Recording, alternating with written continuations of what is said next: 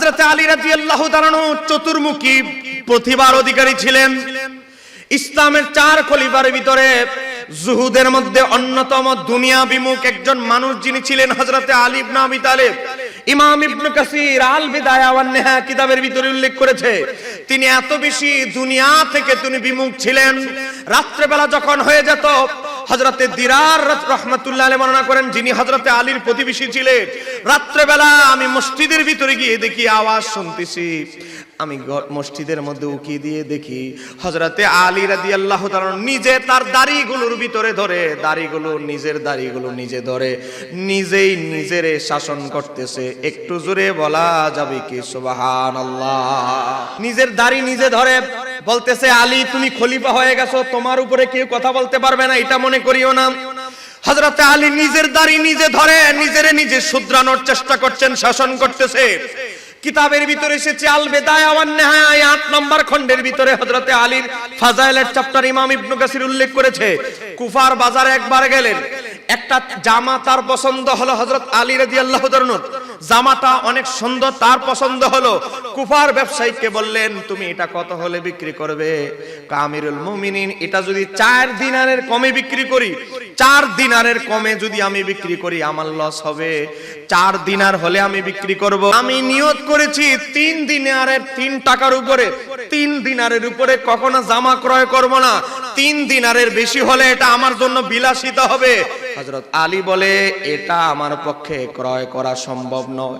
হযরত আলী যখন বের হয়ে গেলেন, দোকানদার মাওলা আলীর পিছনে বের হলেন। মাওলা আলীকে বলতে লাগলেন, আমিরুল মুমিনিন আপনি যদি আমার দোকানে একটা কাপড় পছন্দ হয়েছে, হওয়ার পরে ওই কাপড়টা ফেলে চলে যান, আমার দোকানে কখনো বরকত হবে না। ও আমিরুল মুমিনিন আমি আপনাকে এটা হাদিয়া দিলাম, আমার পক্ষ থেকে আপনাকে হাদিয়া দিচ্ছি, আপনি এই জামাটা আপনি কবুল করতে হবে। মাওলা আলী বলে ভোগ বিলাসিতা করার জন্য আলী পৃথিবীতে আসে নাই, তোমার জায়গা তোমার জামাত তুমি নিয়ে যাও, তোমার বরকতের জন্য আমি দোয়া করে দিলাম। একটু জোরে বলা যাবে কি? হযরত আলী রাদিয়াল্লাহু তাআলা এত বহুমুখী প্রতিভার অধিকারী ছিলেন।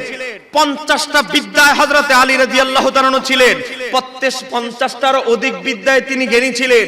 স্বপ্নের বড় জটিল জটিল ব্যাখ্যা, যেই ব্যাখ্যা তৎকালীন কোন সাহাবীরাও দিতে পারতো না, কোন আলেম ওলামা দিতে পারতো না, সেই ব্যাখ্যা নিমিষেই সহজেই হযরতে মাওলা আলী মুশকিল কোষা দিয়ে ফেলতেন। একটু জোরে বলেন না। এক ব্যক্তি এক বেচারা স্বপ্নে দেখেছে, আপনার কি বিরক্ত হচ্ছে? আমাকে সাবজেক্ট দেওয়া হয়েছে ঈদে গাদিরে খুম। গাদিরে খুম কি ও কেন এবং মাওলা আলীর সম্মান। আমি মাওলা আলী সম্পর্কে 2টি কথা বলবো, আপনারা কি বিরক্ত হবেন নাকি? হযরত আলী সম্পর্কে আমাদের কিছু জানার দরকার আছে না নাই? এক ব্যক্তি স্বপ্নে দেখলো, স্বপ্নের ভিতরে দেখেছে একজন ব্যক্তি স্বপ্নে, ঘটনা কিন্তু স্বপ্নে দেখেছে একজন ব্যক্তির মায়ের সাথে অমুক লোক খারাপ কাজ করেছে।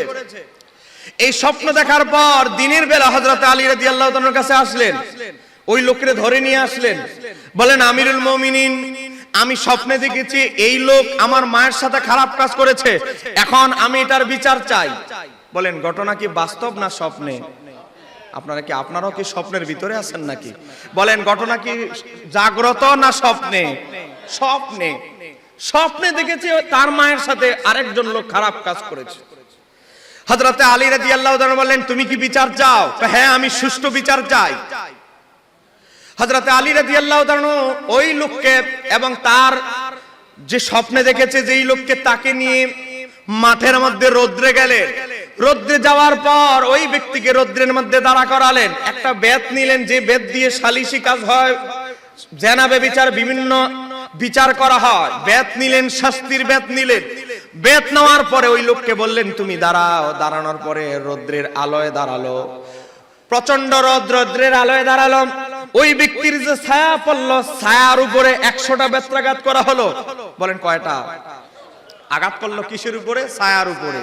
ছায়ার উপরে 100টা বেত্রাঘাত করলো। ওই ব্যক্তি বললেন এটা আবার কেমন বিচার?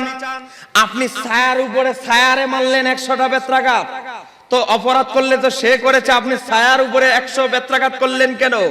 তখন মাওলা আলী মুশকিল কুশা বললেন, স্বপ্ন তো একটা ছায়া মাত্র, সে তো বাস্তবে তোমার মায়ের সাথে খারাপ কাজ করে নাই, তুমি তো এটা স্বপ্নে দেখেছো, স্বপ্ন হলো ছায়া স্বরূপ, এই কারণে অপরাধ করলে শাস্তি হলে ছায়ার উপরে হবে, ওই ব্যক্তির উপরে নয়, কারণ হাকিকতে তো সে তোমার মায়ের সাথে খারাপ কাজ করে নাই, অতএব শাস্তি যেই জায়গায় দেওয়া উচিত আমি আলী ইবনে আবি তালিব সেই জায়গায় দিয়েছি। একটু জোরে বলেন। এই অদ্ভুত বিচার দেখে ওই ব্যক্তি অবাক হয়ে গেলেন। এমন অনন্য বিচার এবং স্বপ্নের তাবির পৃথিবীর কোন আইম্মা করতে পারে নাই। একবার ইসলামের দ্বিতীয় খলিফা হযরতে ওমর ইবনুল খাত্তাব রাদিয়াল্লাহু তাআলার যুগে একজন সুন্দরী তাকওয়াবান রূপবতী মেয়ে ছিল। এই মেয়েকে একটা বকাটে ছেলে ডিস্টার্ব করত। আজ থেকে 10-15 বছর আগে আমরা সব সময় রেডিওতে শুনতাম, টেলিভিশনে বিটিভিতে দেখতাম, যখন আমরা শুধু সচরাচর বিটিভি মানুষ দেখতো, তখন কি হতো, এসিড মারার প্রতিরোধে অ্যাড দেওয়া হতো যে এসিড মারা যাবে না, এমন একটা সময় এসিড মারার প্রবণতা ছিল। এ বাবা, একটা বকাটে ছেলে সুন্দরী দিনদার মেয়েকে যখন পছন্দ করে, প্রথম মেয়েটারে টাকার লোভ দেখায় জানার প্রস্তাব দিয়েছে। ওই মেয়ে বলতে লাগলো, আমি আল্লাহকে ভয় করি, দুনিয়াটাও যদি আমার নামে লিখে দেওয়া হয় তারপরেও আমি জানা বেবিচারে জড়িত হব না, আমি সামান্য দুনিয়ার জন্য আখিরাতকে নষ্ট করব না। একটু জোরে বলেন না সুবহানাল্লাহ। এই যুগে এরকম দিনদার মেয়ে আছে না নাই? আবার এমন মেয়েও আছে যারা এখন বিভিন্ন জায়গায়, আপনারা মাইন্ড করবেন না, বিভিন্ন জায়গায় তদন্ত করে দেখবেন, নিউজের মধ্যে দেখবেন, সামান্য একটা আইফোনের জন্য নিজের সতীত্ব বিক্রি করে ফেলে। এরকম আছে না নাই? আজকে কলেজ ও বিশ্ববিদ্যালয়ে পড়ে, মেয়েটার বড় শখ একটা আইফোনের শখ। তার বান্ধবী বলে, তুই কি সত্যি আইফোন চাস? তাহলে একদিন টাইম পাস করলে হবে, একদিন ঘুরলেই হবে, এক শিল্পপতির ছেলের সাথে একদিন ঘুরলেই হবে। এ বাবা, আপনার শুনতে রুচিতে বাঁধলেও, আপনার কষ্ট হলেও এটাই বাস্তব। অসংখ্য বিশ্ববিদ্যালয়ের মেয়েরা শুধু একটা আইফোন, নিজের একটা নেকলেস, একটা গয়নার জন্য তার সতীত্ব বিক্রি করে ফেলে। ও আমার বোন, তুমি যে সতীত্ব বিক্রি করে ফেলেছো, তোমার কপালেও এই ধরনের ছেলেই জুটবে। কথা কর, রাগ করতেছেন আমার কথা? ইসলামের দ্বিতীয় খলিফা হযরত ওমর ইবনুল খাত্তাবের যুগে দিনদার মেয়েকে যখন টাকার লোভ দেখা খারাপ কাজের কুপ্রস্তাব দিল, এই মেয়ে বলে, গোটা দুনিয়াটাও যদি আমার নামে লিখে দেওয়া হয় তারপরে আমি খারাপ কাজে জড়িত হব না। অনেক চেষ্টা করে যখন ওই পয়সাওয়ালা ছেলে কোনোভাবে মেয়েরে কোন ম্যানেজ করতে পারছে না, মেয়ের বিয়ের প্রস্তাব পাঠালো। ওই মেয়ে বলে, যেই ছেলে প্রথম আমারে জানার প্রস্তাব পাঠায়, কুকর্মের প্রস্তাব পাঠায়, এই পাত্র জীবনেও আমার জন্য সুখময় হবে না। এই ছেলে শুরুতেই খারাপ কাজের কুপ্রস্তাব দিয়েছে, এই ছেলে কোনোদিন আমার জন্য ভালো বয়ে আনবে না, অতএব তোমাকে আমি বিয়ে করতে পারবো না। এই ছেলে বলে, আমাকে যেহেতু বিয়েই করবি না, তোর বিয়ে কোন জায়গায় হয় আমি দেখে নিব, তোকে আমি দেখতেছি, লক্ষ্য করতেছে, খবর রাখতেছে মেয়ের কোন জায়গায় বিয়ে ঠিক হয় কিনা। হঠাৎ ওই মেয়ের বিয়ে ঠিক হয়ে গিয়েছে। বিয়ে ঠিক হওয়ার পরে ছেলে 3জন লোক ভাড়া করলো। বলেন কয়জন? 3জন মিথ্যা সাক্ষী দেওয়ার জন্য 3জন লোককে ভাড়া করলো। 3জন লোককে ভাড়া করলো। তাদের কাজ হলো খলিফা হযরত ওমর রাদিয়াল্লাহু তাআলার কাছে গিয়ে এই মেয়ের চরিত্র নিয়ে অভিযোগ করবে। একটু জোরে বলেন না নাউযুবিল্লাহ। মোটা অঙ্কের টাকা দিয়ে কুপরামর্শ করে মিটিং করে সিদ্ধান্ত নিয়েছে এই মেয়ের বিরুদ্ধে গিয়ে হযরত ওমরের কাছে গিয়ে এই মেয়ের বিরুদ্ধে নালিশ করবে, এই মেয়ে অপকর্মে জড়িত। হযরতে আমিরুল মুমিনিন ওমর ইবনুল খাত্তাবের কাছে বিচার গেল। সাক্ষী এমন ভাবে বানানো হয়েছে, মিথ্যা সাক্ষী। এখনো কোর্টের মধ্যে মিথ্যা সাক্ষী দেওয়ার লোকের অভাব আছে। কথা বলেন, অভাব আছে? অভাব নাই। যারা অল্প কিছু টাকার জন্য তাদের আখিরাতকে বিক্রি করে দেয়।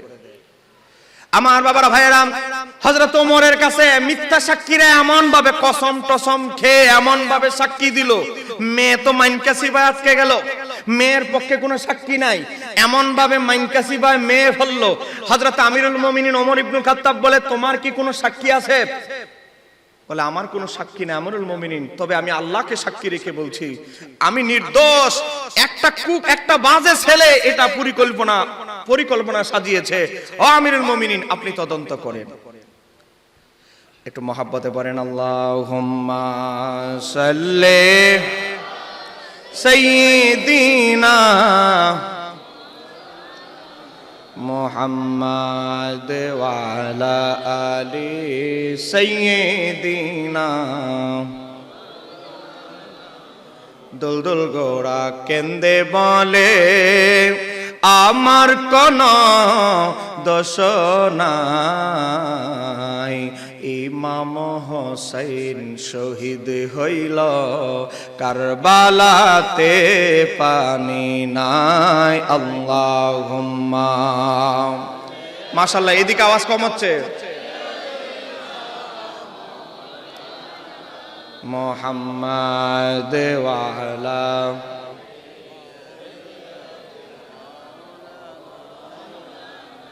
গভীর মনোযোগ।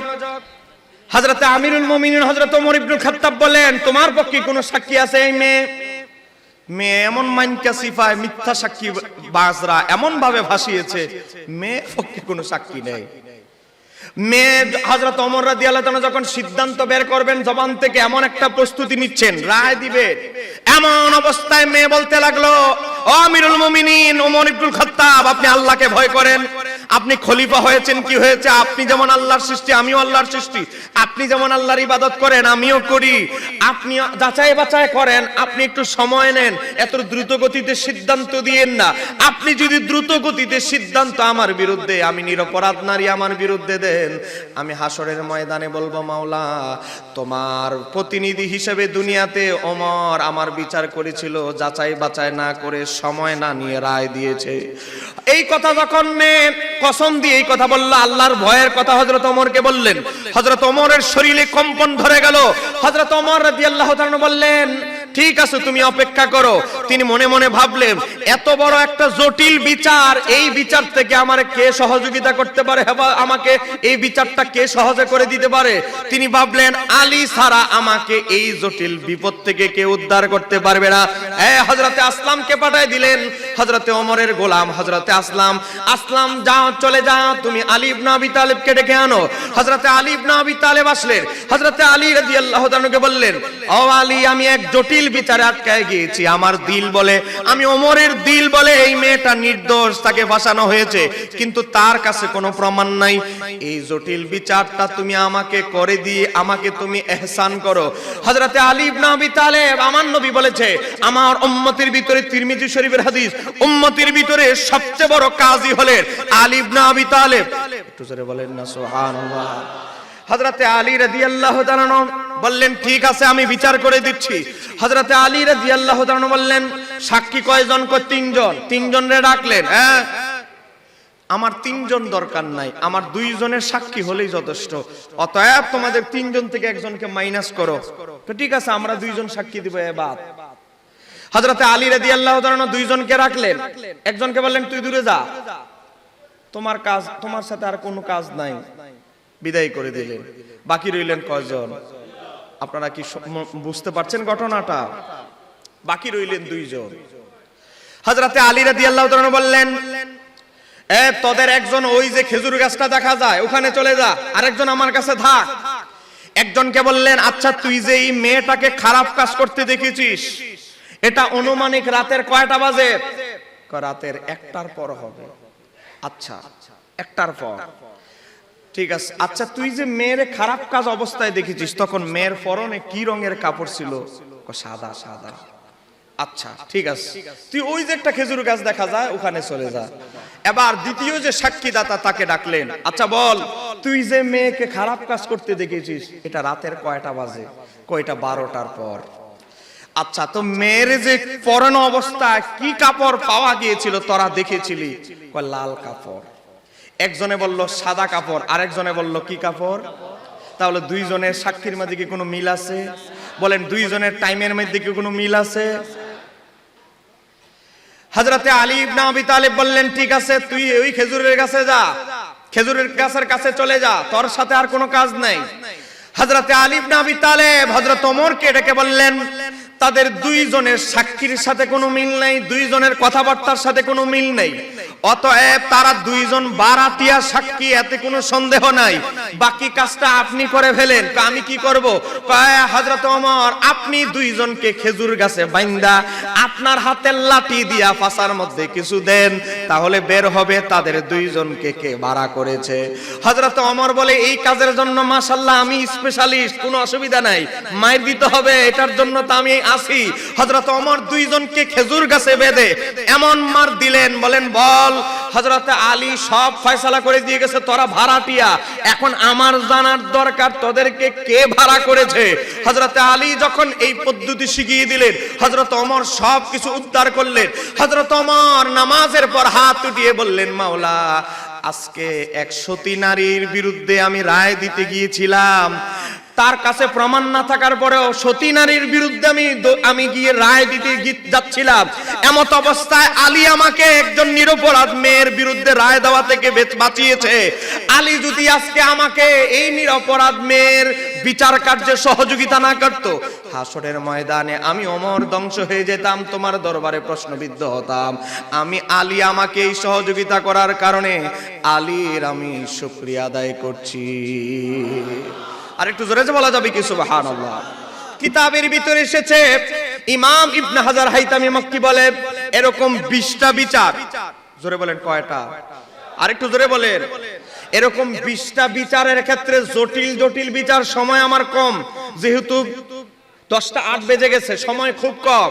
হযরতে আলী রাদিয়াল্লাহু তাআলা এরকম অনুরূপ 20টা বিচার, হযরত ওমর রাদিয়াল্লাহু তাআলার 20টা বিচার, যেগুলো জটিলতা, জটিল বিচারগুলো হযরতে আলী করে দিয়ে হযরত ওমর রাদিয়াল্লাহু তাআলাকে সহযোগিতা করেছেন। একটু জোরে বলেন না সুবহানাল্লাহ।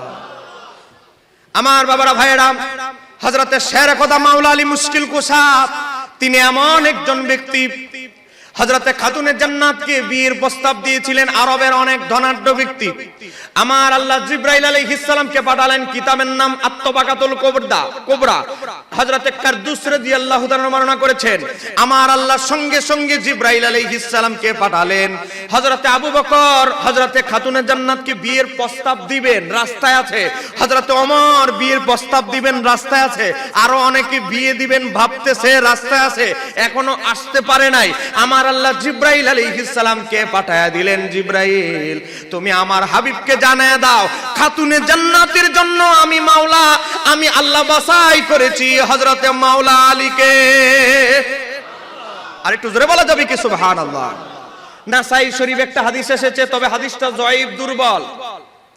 সে হাদিসের ভিতরে এসেছে, হযরত আবু বকর হযরত ওমর প্রস্তাব দিয়েছেন, আমার নবী নাকচ করে দিয়েছেন, তারপরে আলী প্রস্তাব দিয়েছেন, হযরত আলীর প্রস্তাবে রাজি হয়েছেন।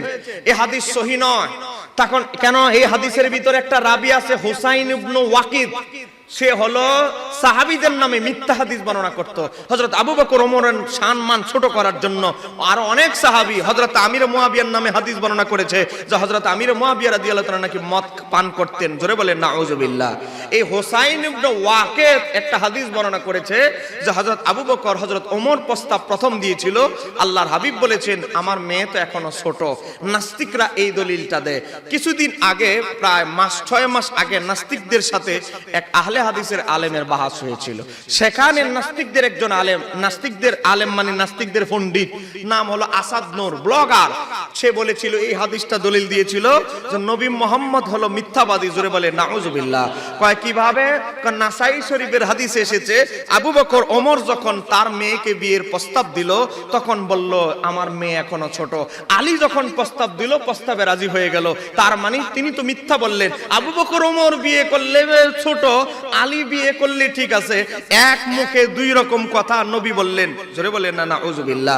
মনে রাখতে হবে, হাদিস যখন সহি হবে, তারপরেও যদি কোনো সাহাবীর সম্মানের খেলাফে যায়, নবীর সম্মানের খেলাফে যায়, ওই হাদিসের অবশ্যই তাবিল করতে হবে। আর যদি সহি না হয়, ওই হাদিস নবীর সম্মানে সাহাবীর বিরুদ্ধে গেলে ওই হাদিস কখনো গ্রহণ করা যাবে? আরেকটু জোরে বলেন, গ্রহণ করা যাবে? যেমন নাস্তিকরা আপনাদেরকে বোঝানোর চেষ্টা করবে, নাস্তিকদের উপরে আমার লেখা বই আসতেছে 1200 পৃষ্ঠায় 2 খণ্ডে আমার লেখা নাস্তিকদের জবাব, নাস্তিক সমাচার বইয়ের নাম আমি এতটুকু ফাইনাল করেছি, পরবর্তীতে আমাদের ওস্তাদ সমতুল্লাহ আলেম ওলামারা আছে, তারা যদি বলে নামটা চেঞ্জ করব। ওখানে নাস্তিকদের একটা দাবি কি জানেন?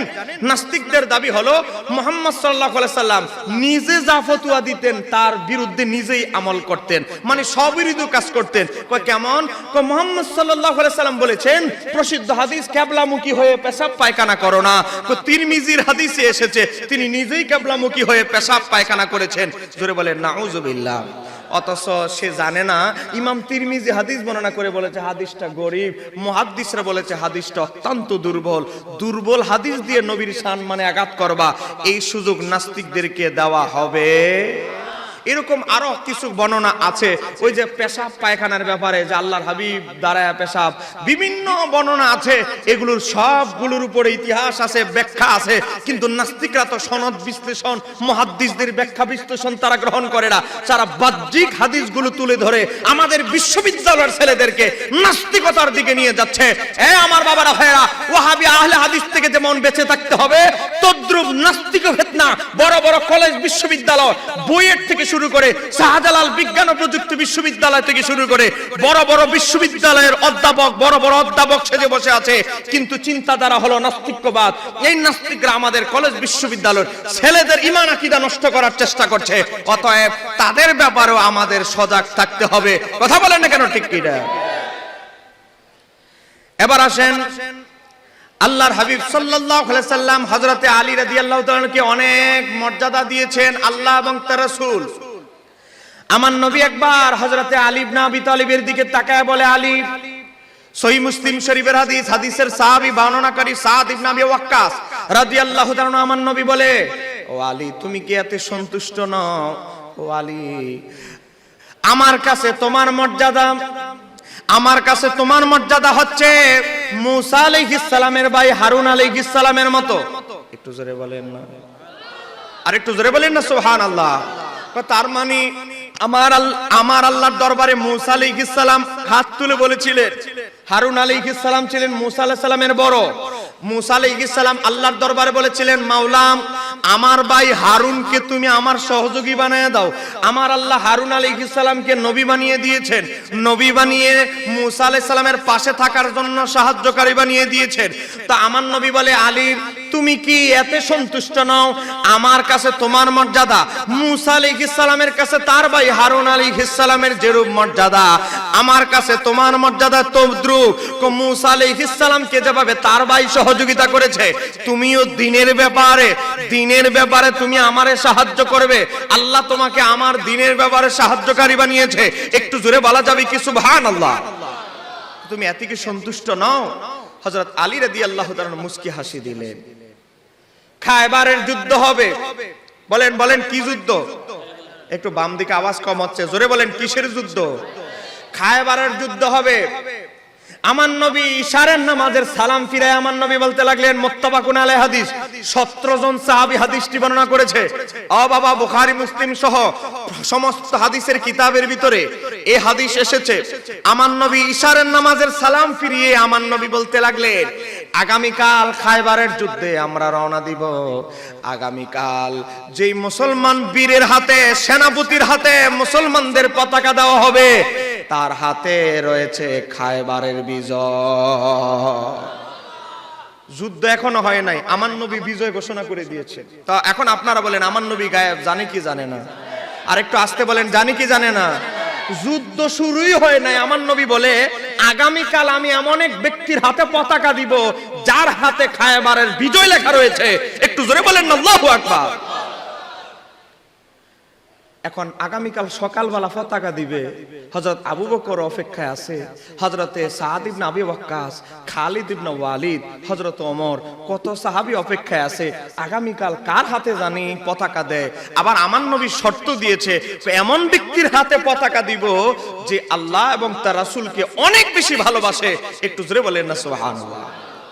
সিনিয়র সব সাহাবীরা ভাবতে লাগলেন, আমরাও তো আল্লাহ তার রাসূলকে জীবন দিয়ে ভালোবাসি। অনেকে অপেক্ষা আছে কার হাতে যেন পতাকাটা দেওয়া হয়। আল্লাহর হাবিব সাল্লাল্লাহু আলাইহি সাল্লাম ফজরের নামাজের ইমামতি করলেন।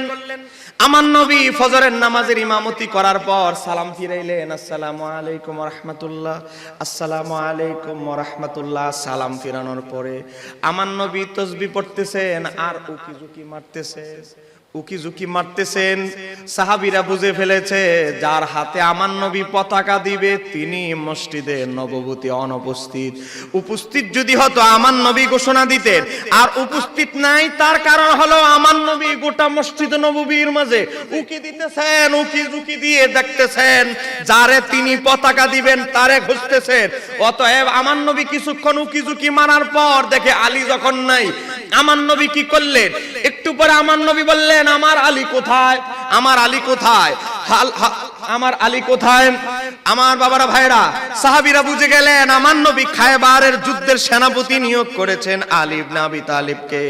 হযরতে আলীর প্রতিবেশী বলতে লাগলেন, ও ইয়া রাসূলুল্লাহ, আপনার আলী তো অসুস্থ, তার চোখ একটা এমন ভাবে আঘাত খেয়েছে চোখ ফুলে গিয়েছে, চোখের জায়গা পর্যন্ত নড়ে গেছে, রক্ত বের হচ্ছে, কঠিন অসুস্থ আপনার আলী। আমার নবী বললেন আলীকে আমার কাছে নিয়ে আসো।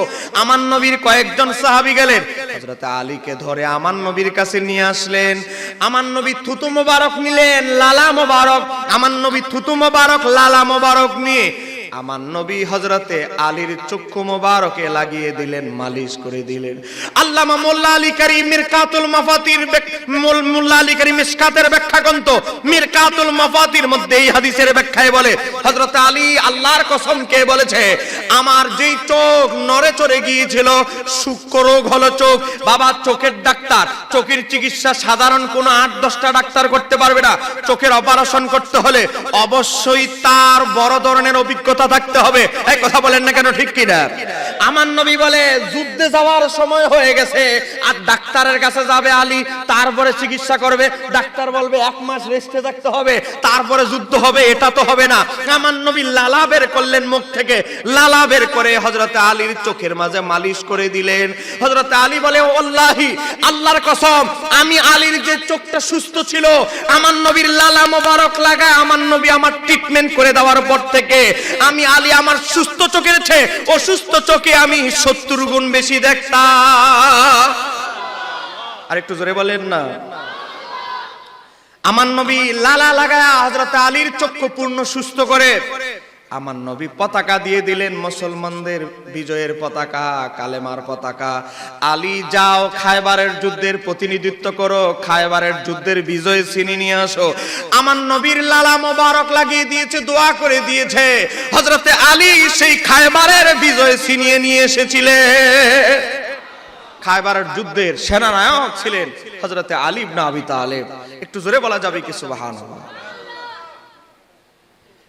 এবার আসেন, সময় খুবই কম, 20 বেজে গেছে, মূল পয়েন্টের দিকে যাচ্ছি।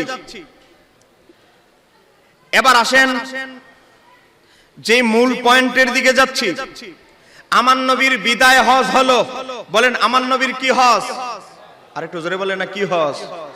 পিছনের বাইরা কি আমার সাথে রাগ করেছে নাকি আমার বয়স কম দেখে আপনাদের পছন্দ হচ্ছে না? একটু জোরে বলেন, কি হজ?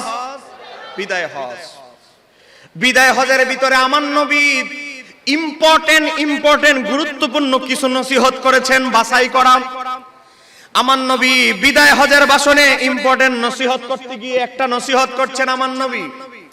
আমার নবী বলছেন, ও আমার সাহাবীরা, ও আমার উম্মতেরা, আমি তোমাদের কাছে 2টি ভারী বস্তু রেখে যাচ্ছি, 2টি দামি ভারী বস্তু রেখে যাচ্ছি। এই 2টিকে যদি তোমরা আঁকড়ে ধরো কখনো তোমরা পদভ্রষ্ট হবে না। আমার নবী বলছে, আমি তোমাদের কাছে 2টি ভারী বস্তু রেখে যাচ্ছি, এই 2টা জিনিসের যদি আঁকড়ে ধরো কখনো তোমরা পদভ্রষ্ট হবে না, কখনো পদভ্রষ্ট হবে না। আমার নবী বললেন 2টি জিনিস পদভ্রষ্ট হবে, কখনো পদভ্রষ্ট হবে না, লান তাদিল্লু, কখনো পদভ্রষ্ট হবে না। 1 নাম্বার যে জিনিসটা তোমাদের কাছে রেখে যাচ্ছি সেটা হচ্ছে কিতাবুল্লাহ, 1 নাম্বার হচ্ছে আল্লাহর কিতাব, 2 নাম্বার হচ্ছে ওয়া ইতরাতি, আর দ্বিতীয়টা হচ্ছে আমার বংশধর, আমার আহলে বাইত। একটু জোরে বলেন না সুবহানাল্লাহ। তাহলে আহলে বাইতের আদর্শ আঁকড়ে ধরতে হবে। এই ঘোষণাকার আমার নবীর, জোরে বলেন এই ঘোষণাকার। আমার নবীর এই হাদিস বর্ণনা করেছেন ইমাম আবদ ইবনে হুমায়দ রাহমাতুল্লাহ আলাইহি। এই হাদিসটি তিরমিজিতে আরো স্পষ্টভাবে সুন্দরভাবে এসেছে। তো যেই কথা বলতেছিলাম, যায়েদ ইবনে সাবিত সহ প্রায় 7 জন সাহাবী হাদিসটি বর্ণনা করেছে। তাহলে বিদায় হজের ভাষণে আমার নবী আহলে বাইতের উপরে ওয়াজ করে ফেলেছেন, আহলে বাইতকে আঁকড়ে ধরতে হবে, আহলে বাইতকে পিছনে ফেলা যাবে না, আহলে বাইতের সমালোচনা করা যাবে না, এই ঘোষণা আমার নবীর। এজন্য কোন সুন্নি মুসলমান কোনদিন ইমাম হুসাইনের সমালোচনা করতে শুনবেন না। কোন সুন্নি আলেম ইমাম হুসাইনের, ইমাম হাসানের, ইমাম হযরত মাওলা আলীর, হযরত খাতুনে জান্নাতের সমালোচনা কখনো কোন সুন্নি আলেম করতে শুনবেন। কথা বলেন, বাস্তব না অবাস্তব?